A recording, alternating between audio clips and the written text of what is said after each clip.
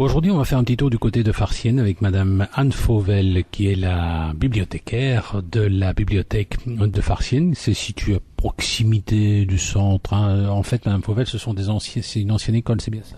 Oui, c'est l'ancienne école communale qui se retrouve juste à côté du CPAS de Farciennes, dans une cour intérieure. La visibilité extérieure est assurée par une enseigne, mais on est quand même tout près de la Grand Place. C'est quand même des beaux locaux, hein.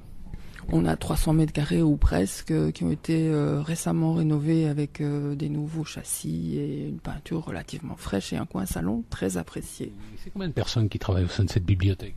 Nous sommes 2 personnes à temps plein et il y a aussi 2 bénévoles qui assurent quelques heures par semaine.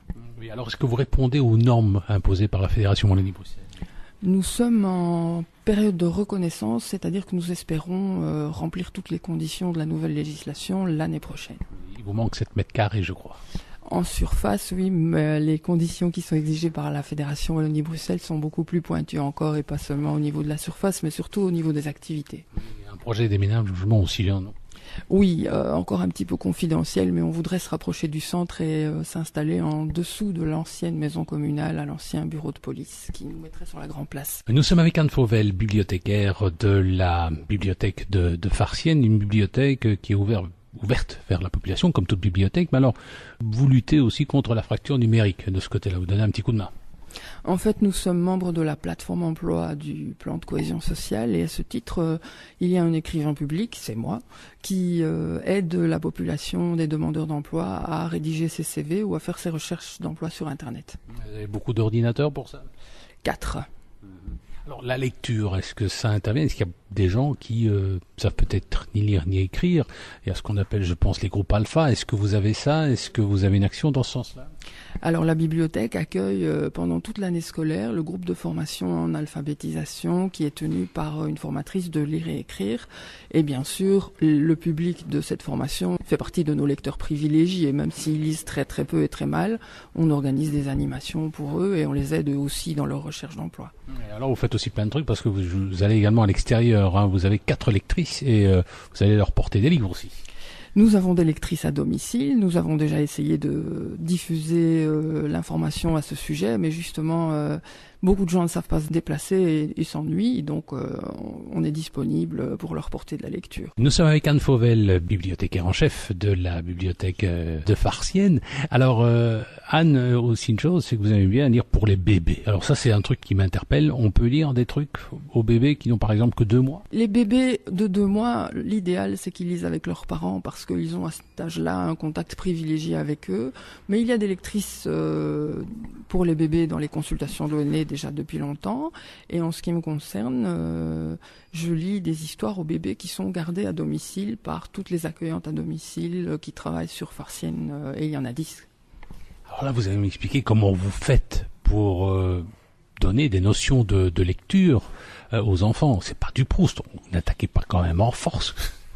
Il y a évidemment des livres spécialisés pour les bébés qui ont même un graphisme particulier qui permettent de fixer leur attention beaucoup mieux. Et puis il y a aussi des histoires qui font appel principalement à l'affectif et qui permettent de renforcer les liens avec les bébés et de leur faire aussi découvrir le monde en leur proposant des tas d'images, des tas de voyages, des comptines, des histoires et en général ils adorent.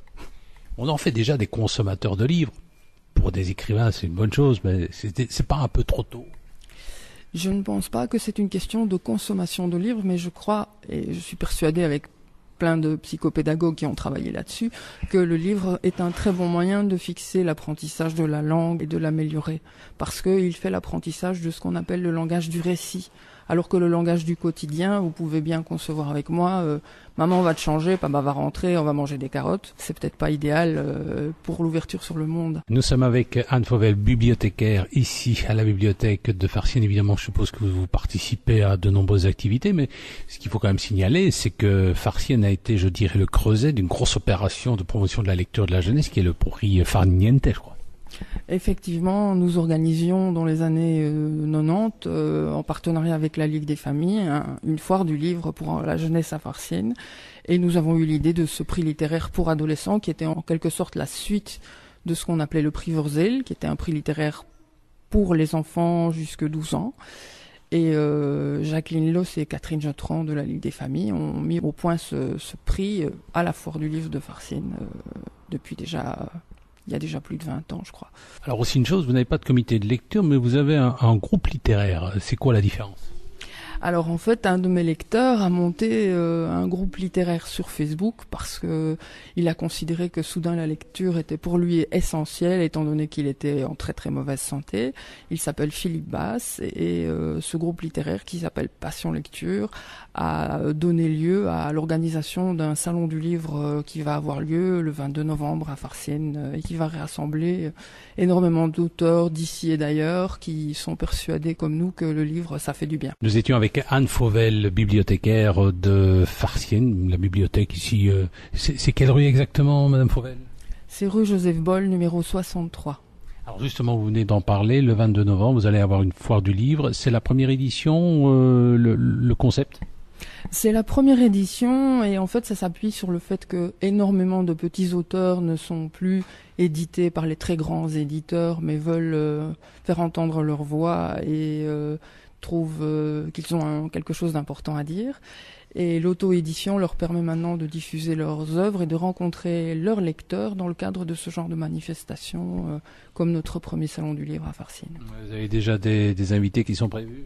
On a une petite quarantaine d'auteurs, pas tous très connus. On a Véronique Jansik des éditions On Lit, on a Jules Boulard qui va venir en voisin parce que... Ils sont quand même connus, M. Boulard et Véronique Jansik, on en parle régulièrement sur Ramda Musique. Ah ben voilà, donc il y aura ces deux-là, c'est fort probable. Et il y en aura d'autres quoi. Il y en aura en tout une quarantaine. Le programme sera bientôt fixé définitivement ? Le salon du livre de Farciennes est référencé lui aussi. C'est un site internet que je vous donnerai pour que vous puissiez le transmettre à vos auditeurs. Eh bien ça va, n'hésitez pas à aller sur notre site internet, nous vous en parlerons bien sûr. Donc c'est le 22 novembre ici à Farciennes. Madame Fauvel, merci.